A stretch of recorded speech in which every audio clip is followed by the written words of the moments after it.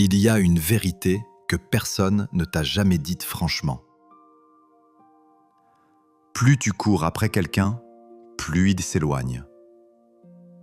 Plus tu veux être choisi, moins tu l'es. Plus tu te rends disponible, moins tu as de valeur. Ce n'est pas une coïncidence. Ce n'est pas une malédiction. Ce n'est pas non plus une question de mérite ou de valeur personnelle. C'est une mécanique, précise, froide, implacable. Et cette mécanique, Robert Greene l'a étudiée pendant des décennies en disséquant les vies des séducteurs les plus redoutables, des leaders les plus magnétiques, des individus les plus irrésistibles que l'histoire ait jamais portés. La conclusion est toujours la même. Le pouvoir ne va jamais vers celui qui le cherche. Il va toujours vers celui qui peut s'en passer. Dans la vidéo 1 de cette série, nous avons posé les fondations. Tu as compris pourquoi la réaction automatique fait de toi une proie. Tu as découvert les 3 piliers, perception, réaction, dépendance, sur lesquels repose toute dynamique de pouvoir. Aujourd'hui, nous allons au cœur de quelque chose de plus subtil, plus profond, plus transformateur. Le pouvoir du détachement authentique. Venise, 1753. Giacomo Casanova a 28 ans. Il est beau, cultivé, spirituel. Il sait parler aux femmes, les faire rire, les faire rêver, les faire vibrer. Et pourtant, ce soir-là, dans un salon de la noblesse vénitienne, il est humilié. La femme qu'il convoite depuis des semaines, une marquise aux yeux sombres et à l'intelligence acérée, l'ignore superbement. Elle rit avec un autre et lui tourne le dos. Casanova, pour la première fois de sa vie, comprend quelque chose qu'aucun de ses talents ne lui a encore enseigné. Son désir se voit. Et cette visibilité le tue. Il rentre chez lui cette nuit-là et se pose une question simple et dévastatrice. Pourquoi les femmes qu'il désire le moins courent-elles après lui, tandis que celles qu'il veut vraiment le traitent comme un décor? La réponse qui surgit va changer toute sa vie. Les femmes qu'il désirait peu sentaient son détachement. Elles sentaient qu'il pouvait partir, qu'il pouvait choisir de ne pas choisir. Et cette liberté les rendait folles. Tandis que la marquise sentait exactement le contraire.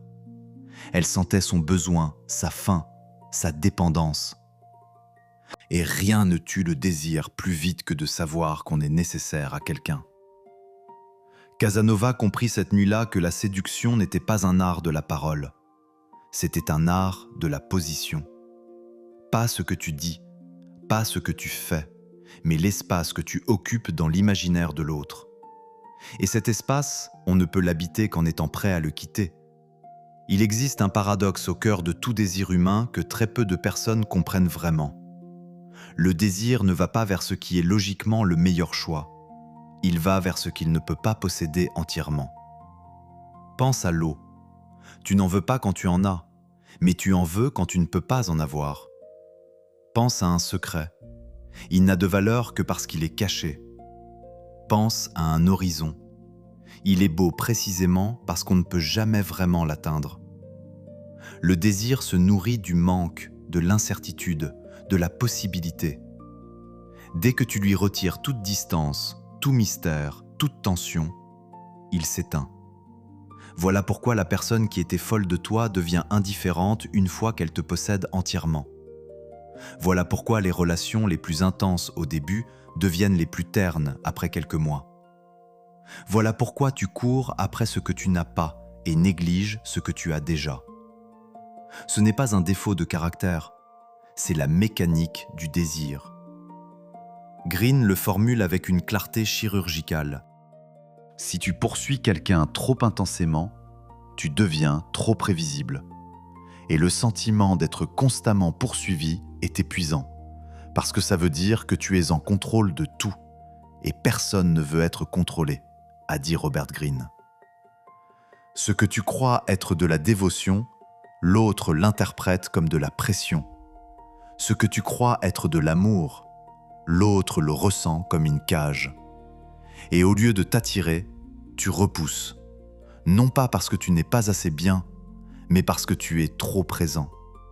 Ici, une distinction fondamentale que Greene pose avec précision. Le retrait dont nous parlons n'est pas une manipulation froide. Ce n'est pas un jeu calculé où tu te forces à sembler indifférent. Cette approche échoue toujours. Les gens sentent la fausseté. Et la fausse indifférence est encore plus repoussante que la vraie dépendance. Le vrai détachement, celui qui attire durablement, est quelque chose de plus profond et de plus rare. C'est d'avoir réellement quelque chose de plus important à faire. C'est d'être sincèrement passionné par autre chose, d'avoir une mission, un projet qui t'obsède, une vision qui t'anime de l'intérieur. Quand tu as cela, tu n'as pas besoin de faire semblant d'être occupé. Tu l'es. Tu n'as pas besoin de simuler le détachement. Tu l'es parce que ton énergie est ailleurs, investie dans quelque chose qui te définit au-delà de cette relation. Et les gens le sentent immédiatement et instinctivement. Il y a une différence abyssale entre quelqu'un qui t'ignore parce qu'il joue un jeu et quelqu'un qui t'ignore parce qu'il est absorbé par quelque chose de plus grand que lui. Le premier est une tactique transparente. Le deuxième est un état d'être. Et c'est cet état d'être qui fascine vraiment, qui attire durablement, que rien ne peut fabriquer artificiellement. Un sens du but dans la vie affecte tout ce que tu fais. Ta carrière, tes relations, ta façon d'occuper l'espace. Parce que tu n'as pas besoin qu'on te valide. Tu es déjà entier. Robert Greene. Greene a étudié des centaines de cas réels de personnes authentiquement magnétiques. Des leaders qui faisaient pleurer des foules. Des séducteurs qui brisaient des cœurs en série.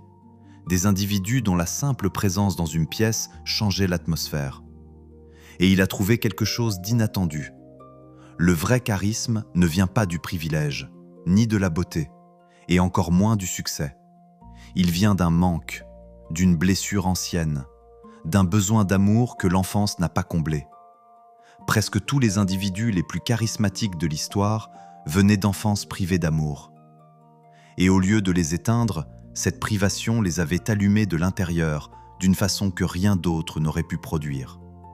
Parce qu'ils avaient transformé ce besoin. Ils n'allaient plus mendier l'amour d'une seule personne. Ils allaient le chercher auprès de milliers. Ils avaient développé une capacité à se connecter, à toucher, à émouvoir, qui venait directement de leur propre faim d'être touchés. Greene dit, il y a quelque chose de lumineux en eux, comme une lampe qui brûle de l'intérieur. Tu ne peux pas fabriquer cette qualité, tu ne peux pas la porter comme un masque, mais tu peux l'atteindre en allant chercher dans tes propres manques la source de ce qui te rend irremplaçable. La question n'est pas comment paraître charismatique. La question est quelle blessure en toi s'est transformée en vision, quel vide en toi s'est transformé en feu. Parce que c'est de là que vient le vrai magnétisme, non pas de ce que tu as, mais de ce que tu as survécu. Le détachement authentique ne se fabrique pas, il se mérite en devenant quelqu'un d'authentiquement précieux. Non pas au sens du statut, au sens de rare, d'irremplaçable, de singulier. Casanova n'est pas devenu irrésistible en apprenant des techniques. Il est devenu quelqu'un dont la vie était tellement riche, tellement animée par de vraies curiosités, qu'on ne pouvait pas être dans la même pièce que lui sans être attiré dans son orbite. Le pouvoir n'appartient pas à celui qui possède le plus, il appartient à celui qu'on ne peut pas posséder. Dans la vidéo 3, nous allons descendre dans quelque chose de plus concret et de plus immédiat.